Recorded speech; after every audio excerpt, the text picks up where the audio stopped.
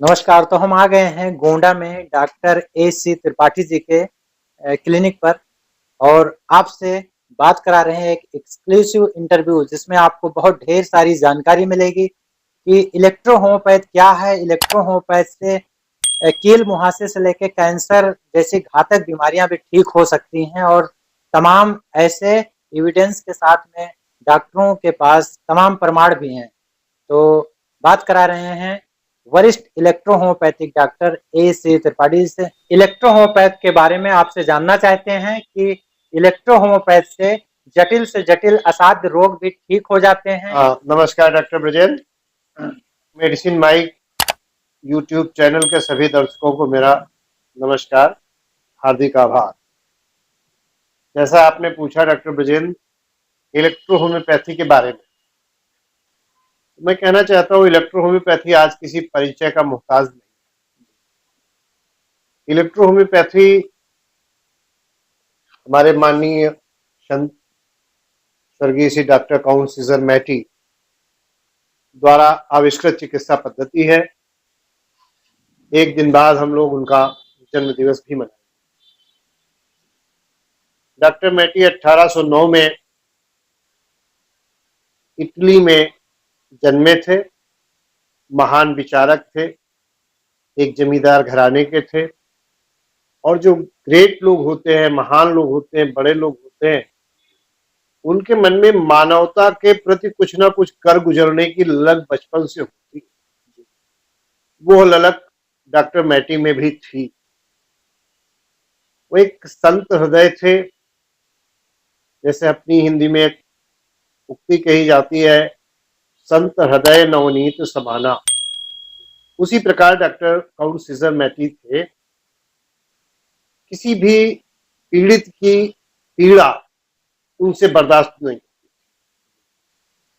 रोगियों को विविध प्रकार की बीमारियों से तड़पते हुए जब देखते थे तो बहुत पीड़ित होते थे, बहुत परेशान होते थे। उनकी इस पीड़ा ने, इस परेशानी ने उनको बॉटनी का अच्छा स्टूडेंट बनाया। बायोलॉजी पढ़ी। उस समय की प्रचलित समस्त चिकित्सा पद्धतियों को उन्होंने खूब गहन अध्ययन किया। पाया यदि मनुष्य का भोजन, मनुष्य का आहार वनस्पतियां हैं तो हमारी औषधियां वनस्पतियों के अलावा कुछ और नहीं। इस कंक्लूजन पर जब आए तो उन्होंने डॉक्टर पैरासेल्सस साहब को पढ़ा, जो बॉटनी का जन्मदाता है। और इनके दो सिद्धांत थे, लाइक क्योर लाइक। जब इसको इन्होंने देखा तो बाकी देखा कि ये तो होम्योपैथी के सिद्धांत से मेल खाता है। अर्थात होम्योपैथी का आविष्कार डॉक्टर पैरासेल्सस के इसी सिद्धांत को लेकर के हुआ। लेकिन उस समय भी होम्योपैथी में तमाम कमियां थी। आज भी होम्योपैथी में केवल सिम्टोमेटोलॉजी को देख करके ट्रीटमेंट किया जाता है, जिसमें किसी बीमारी के काज को न ठीक करके बीमारी के लक्षणों को ठीक करने का प्रयास किया जाता है। तो इसमें तो बीमारी वापस आने की संभावना बढ़ जाती है। होती है, रहती है, संभावना हरदम बनी रहती है। डिजीज क्योर नहीं होती, उसके सिम्टम्स खत्म हो जाते हैं। उसको देखते हुए डॉक्टर काउंट सीजर मैटी ने और आगे अध्ययन करना शुरू किया। अपने अध्ययन के क्रम में उन्होंने 115 पौधों का चयन किया। उन पौधों से जो एंजाइम्स थे उनको कलेक्ट किया, उन्हें रुग्ण मानवता पर प्रयोग किया। और उस समय इतिहास में उल्लिखित है, एक एक दिन में हजारों हजार पेशेंट का ट्रीटमेंट डॉक्टर काउंट सीजर मैटी किया करते, सफल ट्रीटमेंट किया करते थे। इटली की सरकार ने इनको गवर्नमेंट हॉस्पिटल में एक विशेष विभाग बना करके दिया था, इनकी लोकप्रियता को देखते हुए। और चूंकि ये संत हृदय के थे, जब रोम में कुछ युद्ध की स्थितियां आई तो उसको संभालने के लिए इन्होंने अपना बहुत बड़ा, क्योंकि जमींदार घराने के थे, बहुत बड़ी राशि डोनेट कर दी। उसके बाद इनको काउंट की उपाधि मिली थी। सीजर मैटी इनका मूल नाम था। उसके बाद एक काउंट सीजर मैटी कहलाने लगे। अब उन 115 पौधों से केवल 38 दवाइयां डॉक्टर काउंट सीजर मैटी ने बनाई। पूरे गर्व के साथ हम कह सकते हैं एकमात्र विश्व की ऐसी चिकित्सा पद्धति है जो संपूर्ण रूप से वैज्ञानिक है। आज तक 39वीं औषधि की आवश्यकता नहीं पड़ी। उन्हीं 38 औषधियों से, चाहे वह सर्दी जुकाम बुखार खांसी हो, HIV एड्स हो, कैंसर हो, या बीता हुआ जो 2 साल का समय था कोरोना जैसी महामारी हो, सब में वही 38 औषधियां काम करती। क्यों? प्रकृति ने अभी तक हमारे शरीर को बनाने में कोई अंतर नहीं किया।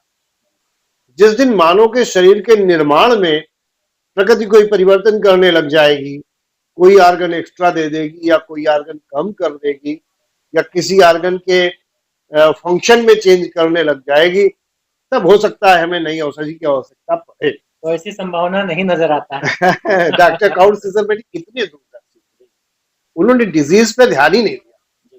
इलेक्ट्रो होम्योपैथी के अनुसार बीमारी तो केवल एक है, contamination of blood and lymph, रस और रक्त का दूषित होना अथवा साम्यावस्था से विलगित होना ही बीमारी है। और रस और रक्त का शुद्ध और साम्यावस्था में बने रहना ही पूर्ण स्वास्थ्य है। इसके अलावा दुनिया में और कोई बीमारी है नहीं। नाम उनके आर्गन वाइज तमाम से दिए जा सकते हैं, सिम्टम्स के आधार पर उनके नाम हम घटा बढ़ा सकते हैं, कुछ भी घटा सकते हैं। लेकिन जब हम उस बीमारी के मूल में जाकर के देखते हैं तो हमें केवल और केवल एक बीमारी मिलती है, that is the contamination of blood और लिम्फ और बोथ।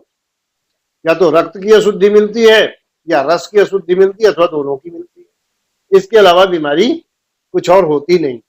तो हमारा जो दायित्व होता है, हमारा जो कार्य होता है, वह इन दोनों को शुद्ध करके साम्यावस्था में स्थापित कर देना। जैसे ही ये दोनों शुद्ध हुए, साम्यावस्था में आए, हमारी बीमारी पूरी तरह से निर्मूल हो जाती है। इसके लिए डॉक्टर काउंट सिजरमैटी ने इलेक्ट्रोहोम्योपैथिक दवाओं को अलग अलग ग्रुप्स में बांटा है और हर ग्रुप का अलग अलग फंक्शन है, अलग अलग कार्य है। सच है, हम एक एग्जांपल ले लेते हैं, सक्टोफ्लोसो। सक्टोफ्लोसो ग्रुप की मेडिसिन जो है ये मेटाबॉलिक रेमेडीज कहलाती है। अब इसमें हम किसी भी कारण से, अगर जैसे हम एक छोटी सी बात यहाँ पर आपके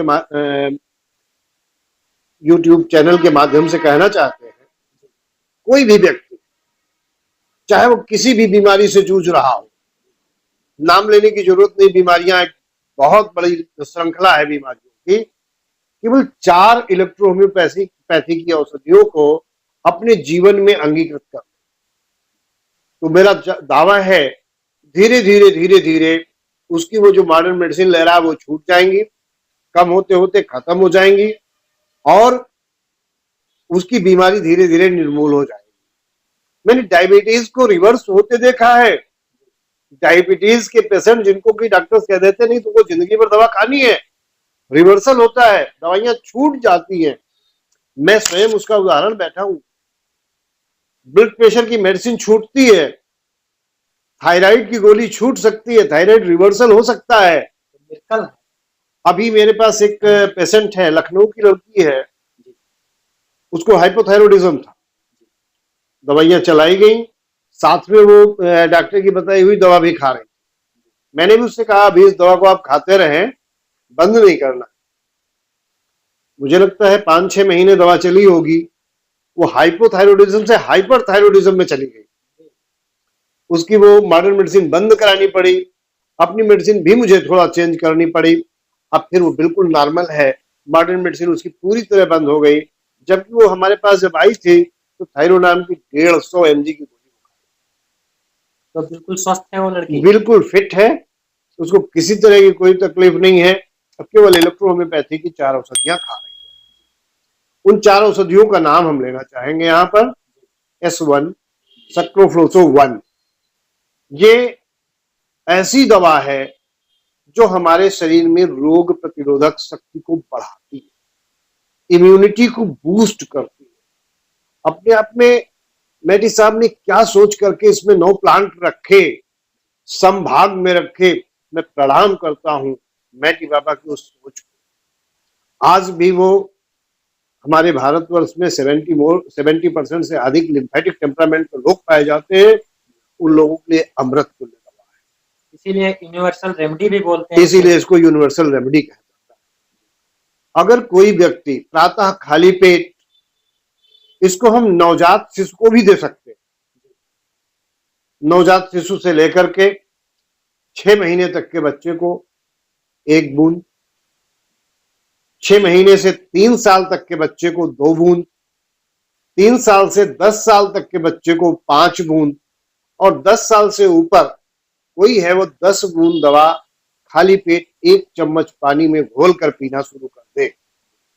एस्टेन खाना खाने के तुरंत बाद इसी अनुपात में डोज लेकर के, अब एस्टेन छोटे बच्चों में जो 6 साल से कम के बच्चे हैं उनको जरूरत नहीं है, उनकी माएँ लेती रहे, उनसे बच्चों को मिल जाएगी, क्योंकि बच्चे अनाज नहीं खाते। बाकी जितने लोग भोजन करते हैं, अनाज खाते हैं, उनको एस्टेन खाना खाने के तुरंत बाद 1 चम्मच पानी में 10 बूंद लेनी चाहिए। छोटे बच्चों को 2 बूंद, 5 बूंद, 10 बूंद के रेशियो में देनी चाहिए। और इसके बाद रात में सोते समय स्लास और वर्वन, स्लास और वर्वन दोनों की 10 से 15 बूंद थोड़े से गुनगुने पानी में घोल कर अगर हम पी लेते हैं तो पूरे का पूरा मेटाबॉलिज्म हमारा बूस्टअप होता है, उसमें कहाँ कहीं कुछ भी गड़बड़ी, यानी mouth to anus. Yes yes, पूरा मेटाबॉलिज्म, केवल हम डाइजेस्टिव सिस्टम की बात नहीं कर रहे हैं, कंप्लीट बॉडी के मेटाबॉलिज्म की बात कर रहे हैं। वो पूरे का पूरा मेटाबॉलिज्म हमारी प्रत्येक सेल में चलता है, उसको ये बूस्टअप करती है, उसको ये रिपेयर करती है, उसको ठीक करती है। मैंने इससे तमाम लोगों के बीपी रिवर्स होते देखे, बीपी नॉर्मल होते देखे, शुगर रिवर्स होती देखी है, थायराइड की गोलियां छूटते हुए देखी है। इसका अगर आप सेवन करना शुरू कर दे तो हमारा ख्याल है कि धीरे धीरे आपके जिंदगी में चमत्कार होने और लगेंगे। सर आजकल लोग अल्कोहल या तमाम तरह का नशा भी करते हैं, एडिक्ट हो चुके हैं टेबलेट का। उसमें भी इससे राहत मिलेगी। कुछ लोगों को जो एडिक्शन है, S1 एडिक्शन को छुड़ाने की टॉप क्लास की बहुत अच्छा रिस्पांस देगी धीरे धीरे। हाँ, तत्काल नहीं हो सकता, कोई मिराकल नहीं है, जादू की छड़ी नहीं है कि अभी लिया अभी ठीक हो जाए। ये जो प्रक्रिया है थोड़ा समय लगता है। अगर 6 हफ्ते इसको विश्वास के साथ लोग ले तो उनको दिखाई देने लगेगा, यस मेरी ये जो रेमेडी थी, जो एलोपैथिक मेडिसिन में ले रहा था, उसकी अब मुझे जरूरत नहीं, कम पड़ रही है या नहीं पड़ रही है। तो ऐसा होने जा रहा था। S1 के बाद दूसरी कौन सी मेडिसिन इसमें सबसे अच्छी है? अब मैंने बताई 4 मेडिसिन बताई, S1, S10, SL, वर्वन। ये 4 मेडिसिन हर व्यक्ति ले सकता है, इसमें किसी को बीमार व्यक्ति की जरूरत नहीं है। अगर मैं आपके माध्यम से मैं भारत सरकार को भी ये बताना चाहता हूँ, अगर ये मेरी वीडियो भारत सरकार सुन रही हो तो उसको भी ये ध्यान देना चाहिए, अगर ये 4 मेडिसिन हर घर में पहुंचा दी जाए तो मेरा दावा है एपिडेमिक के तौर पर जो ये महामारी फैलती है, इस दौरान अगर व्यक्ति S1 केवल लेता रहे, S1 S10 लेता रहे तो महामारियां नहीं, लोगों को तमाम प्रकार की बीमारियों से बचे रहे, संक्रामक रोग नहीं होंगे। जो हॉस्पिटलों में संक्रामक रोगों की भीड़ लगी हुई है वो खत्म हो जाएगी। हमारी सरकार का अरबों अरब रुपए का बजट बचेगा। इस पे हमारी भारत सरकार को ध्यान देना चाहिए। और इसके साथ मैं और बताना चाहता हूँ, इलेक्ट्रोहोम्योपैथी की में एक मैं एग्जांपल देना चाहता हूँ। एक पेशेंट था हमारा, ये पचपेड़वा, नाम थोड़ा सा नहीं याद आ रहा है मुझे, उसको कार्सिनोमा था। उस पेशेंट की स्थिति ये हो चुकी थी कि उसको सब जगह से सब डॉक्टर्स ने कह दिया था कि नो देयर इज नथिंग, आप जाएं, और उसके अटेंडेंट्स को कह दिया था कि कुछ हो नहीं सकता इसमें, ये जो कहें सो खिलाइए पिलाइए, 2-4-6 दिन में ये खत्म हो जाए। लेकिन उस पेशेंट को दर्द बहुत था, इतना दर्द था कि उसको जो इंजेक्शन वगैरह दिए गए थे उन इंजेक्शन से कवर नहीं हो रहा था। सभी जानते हैं कि कैंसर में दर्द भयंकर होता है। उस दर्द को बर्दाश्त नहीं कर पा रहे थे, तो कभी किसी पेशेंट का ट्रीटमेंट हमने किया होगा उसके आसपास, तो वो उन पेशेंट को लेकर के मेरे पास आ गए। जब मैंने देखा तो सारी स्थिति बहुत खराब थी, सब पूरा जबड़ा वबड़ा गल चुका था, कुछ था नहीं उसमें, क्या किया जाता। तो पहले तो मैंने भी जवाब दिया, लेकिन जब उन्होंने कहा नहीं चल कुछ तो करिए, तो मैं कहा चलो ठीक है मैं करता हूँ। ट्रीटमेंट शुरू हुआ, मुझे खुद विश्वास नहीं हो रहा था, वो पेशेंट ठीक होना शुरू किया। आफ्टर 3 डेज उस पेशेंट का जो पेन था वो पूरी तरह सबसाइड हो चुका था, पेन नहीं रह गया था उसे। वो अभी कुछ खा पा नहीं रहा था, रोटी वगैरह चबा नहीं सकता था क्योंकि एक साइड का जबड़ा पूरी तरह से गल गया था। अब वो स्थित थे, लिक्विड पे ही थे। जब मना किया गया था उनसे खट्टा नहीं लेना चाहिए, लेकिन कतई कहीं से कुछ गलतियों से उनको मौसमी का जूस मिल गया, उसने उनको नुकसान किया। हालांकि बचना नहीं था। करीब उनकी दवा हमने 7-8 महीने चलाई। जिस पेशेंट को यह था कि आज कल परसों में 2-4 दिन में जाना है, वो 7-8 महीने चले और बढ़िया चले। उन 7-8 महीनों के दौरान उन्होंने किसी को परेशान नहीं किया, उनको दर्द नहीं हुआ। अचानक एक दिन उनकी डेथ हो गई। वो बहुत खराब स्थिति में आए थे, इसलिए डेथ हो गए। उसके पहले उनकी स्थिति ये होती थी कि 3-3 दिन बीत जाते थे, उनके परिवार में कोई एक निवाला नहीं ले पाता। इतना रोते थे, इतना चिल्लाते थे, दर्द होता था कि किसी को बर्दाश्त नहीं होता। सब बैठ के फिर रोते थे साथ में कि बच्चे को क्या करे, जहर दे दिया जाए, मर जाए, कुछ भी हो जाए। बच्चा नहीं था, बड़े थे। एज उस समय उनकी हमको लगता है 40 के अराउंड रही। तो ये अपने आप में बड़ी मारक बीमारी है। कैंसर ऐसा शब्द ही है जो बहुत भयावह है। आज मैं कह सकता हूं, अभी भी मैं ये कह सकता हूं, कैंसर आज के 20 साल 50 साल पहले जितना मारक था, आज भी उतना ही मारक है। 50 साल पहले भी कैंसर की कोई दवा नहीं थी, आज भी भैया कैंसर की कोई दवा है वह नहीं। हमारे एक जानने वाले मित्र हैं, मेरे मित्र हैं, ऑन्कोलॉजिस्ट हैं, गवर्नमेंट में जॉब में हैं, MS ऑन्कोलॉजी हैं।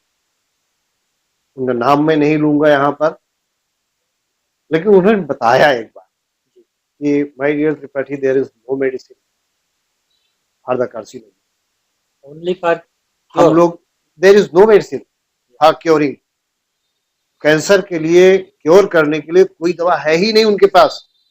हमने कहा तब आप लोग इतना तामझाम करते क्यों हो? आप पेशेंट आया है, दर्द से छटपटा रहा है, कुछ तो करना पड़ेगा। हमने कहा हम लोग मना कर देते हैं। कहा आप लोग मना करते तो मेरे पास आता है, अगर आप लोग हैंडल कर लो तो मेरे पास आएगा ही नहीं, तो उनको कोई करना ही नहीं है। जब मेरे पास आया तो मुझे कुछ तो करना है। ऐसी स्थिति में लोग करते क्या है?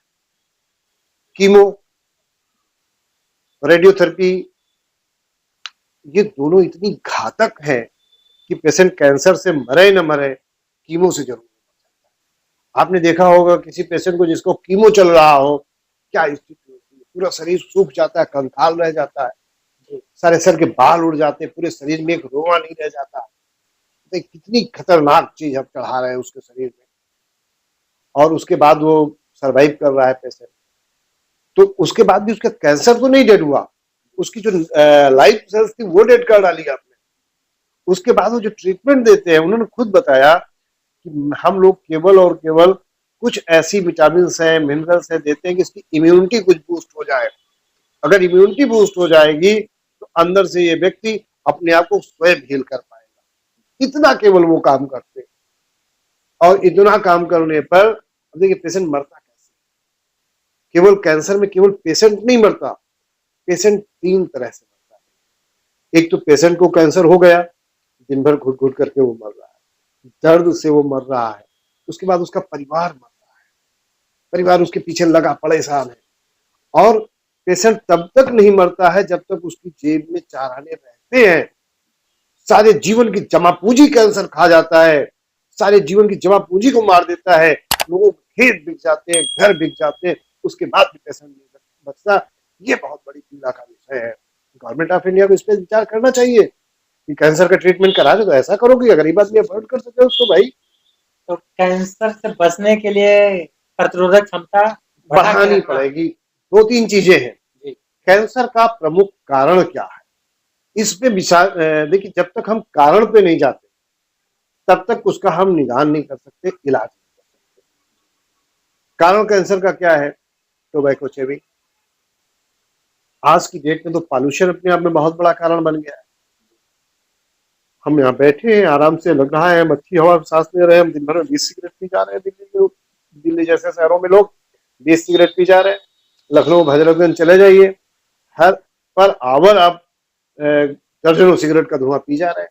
उससे लोगों को लंग कैंसर हो रहा है, छोटे छोटे बच्चों को लंग कैंसर हो रहा है, उन लोगों को लंग कैंसर हो रहा है, उन लोगों को माउथ कैंसर हो रहा है जिन्होंने कभी जीवन में तंबाकू का टी नहीं खाया, उन्होंने कभी टोबैको का सेवन नहीं किया, उनको हो रहा है। माउथ कैंसर हो रहा है, लंग कैंसर हो रहा है, लिवर कैंसर हो रहा है। तो कितनी बड़ी विडंबना है। आज अगर हम, अब समस्या कहाँ आती है, हमारे पास पेशेंट आता कब है? जो अपना सब कुछ गंवा चुका है, उसका स्वास्थ्य भी चला गया, जो उसके शरीर में ताकत थी वो खत्म हो चुकी है, उसके बाद जो उसके पास पैसा था वो खत्म हो चुका है, तब वो हमारे पास आता है। क्यों? अभी हमारे पेशेंट को इस बात का विश्वास ही नहीं कि हाँ हम मॉडर्न मेडिसिन के अलावा किसी और सिस्टम में ठीक हो सकते हैं। जब तक, अरे भाई, हमारे प्रकृति ने हमको ये वनस्पतियां दी हैं, ये वनस्पतियां बहुत कुछ कर सकती हैं। इन वनस्पतियों में वो बढ़िया बढ़िया रही इन वनस्पतियों में वो ताकत है जो दुनिया के किसी केमिकल में नहीं है। खुश रहो। और इन वनस्पतियों से, केवल और केवल 115 वनस्पतियों से बनी हुई विशुद्ध, प्राकृतिक, शुद्ध, सात्विक और हानि रहित चिकित्सा पद्धति है तो केवल और केवल इलेक्ट्रोहोम्योपैथी। अगर फर्स्ट स्टेज, सेकेंड स्टेज का पेशेंट हमारे इलेक्ट्रोहोम्योपैथ्स के पास आने लगे तो मुझे पूरा विश्वास है कि अभी जो कैंसर से इतनी ज्यादा मॉर्टेलिटी रेट है, बढ़ा हुआ है, ये घटना शुरू हो जाएगी। कैंसर का बहुत आसानी से इलाज किया जा सकता है, लेकिन पेशेंट समय रहते आवे हमारे पास। अगर फर्स्ट स्टेज, सेकेंड स्टेज का पेशेंट हमारे इलेक्ट्रोहोम्योपैथ्स के पास आने लगे तो मुझे पूरा विश्वास है कि अभी जो कैंसर से इतनी ज्यादा मॉर्टेलिटी रेट है, बढ़ा हुआ है, ये घटना शुरू हो जाएगी। कैंसर का बहुत आसानी से इलाज किया जा सकता है, लेकिन पेशेंट समय रहते आवे हमारे पास।